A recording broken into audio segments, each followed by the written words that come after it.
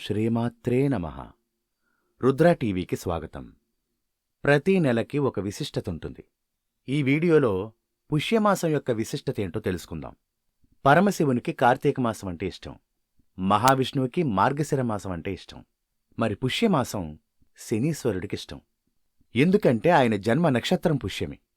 కాబట్టి పుష్యమాసంలో శనీశ్వరుణ్ణి పూజించిన వారికి ఆయన ప్రసన్నుడై శుభాలు కలిగిస్తాడని పురాణాలు తెలుపుతున్నాయి. ఏలినాటి శనితో బాధపడేవారు ఈ మాసంలో రోజూ ఉదయాన్నే శుచిగా స్నానం చేసి శనీశ్వరుణ్ణి భక్తితో ప్రార్థించాలి. పౌర్ణమి రోజున తైలాభిషేకం జరిపించి నువ్వులు దానమిస్తే చాలా మంచిది. శనీశ్వరుడికిష్టమైన నువ్వులు ఇంకా బెల్లాన్ని మీ ఆహారంలో భాగంగా మార్చుకోండి. ఇలా చెయ్యటం వల్ల శని యొక్క అనుగ్రహాన్ని పొందొచ్చు. పుష్యమాసంలో మొదటి అర్ధభాగం విష్ణుమూర్తిని పూజించడం అనేది అనాదిగా వస్తున్న ఆచారం. ఈ నెలలో శుక్లపక్ష విదియ నుంచి పంచమి వరకు శ్రీహరిని తులసీ దళాలతో పూజిస్తే సౌందర్యం లభిస్తుందని ఒక నమ్మకం. అదేవిధంగా ఈ పుష్యమాసంలో శివుడిని సోమవారం నాడు మారేడు దళాలతో పూజించాలి.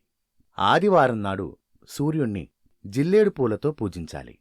ఇలా చేస్తే పుష్యమాసాన్ని మీరు పూర్తిగా సద్వినియోగపరుచుకున్నట్లే అవుతుంది.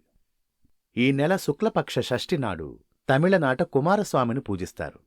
మనకు మార్గశిర శుద్ధ షష్ఠి, సుబ్రహ్మణ్య షష్ఠి. అదేవిధంగా వారికి పుష్యమాసంలో శుక్ల షష్ఠి.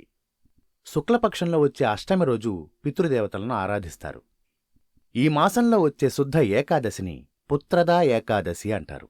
ఆ రోజున ఏకాదశి వ్రతం ఆచరిస్తే పుత్రసంతానం కలుగుతుందని విశ్వాసం ఉంది. పుష్యమాసంలో చేసే వస్త్రదానానికి విశేష ఫలితాలుంటాయి. చలితో బాధపడేవారిని ఆదుకోవడం అనేది ఈ నియమం వెనుకున్న సదుద్దేశం.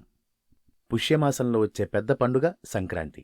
సంక్రాంతి ముందు రోజు చేసుకునేది భోగి. దక్షిణాయనానికి అలాగే ధనుర్మాసానికి కూడా అది ఆఖరి రోజు.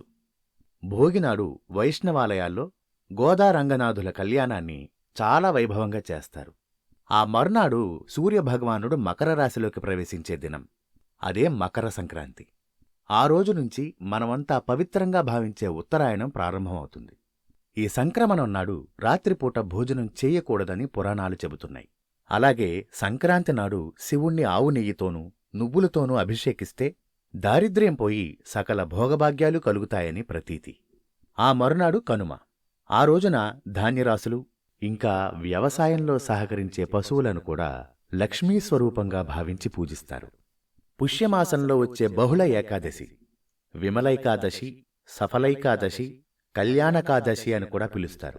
సున్నిపిండితో ఒళ్ళు రుద్దుకుని నువ్వులు కలిపిన నీటిలో స్నానం చేయటం, నువ్వుల్ని ఆహారంలో భాగం చేసుకోవడం, మంచినీటిలో నువ్వులు కలుపుకొని తాగడం, అలాగే నువ్వుల్ని దానం చేయటం, ఇవన్నీ కూడా ఈ ఏకాదశి రోజు చేస్తారు. పుష్యమాసంలో ఆఖరి రోజైన అమావాస్యని చొల్లంగి అమావాస్య అంటారు. ఆ రోజున నదీ స్నానం చేసి దైవదర్శనం చేసుకుంటే చాలా శుభాలు జరుగుతాయని నమ్మకం.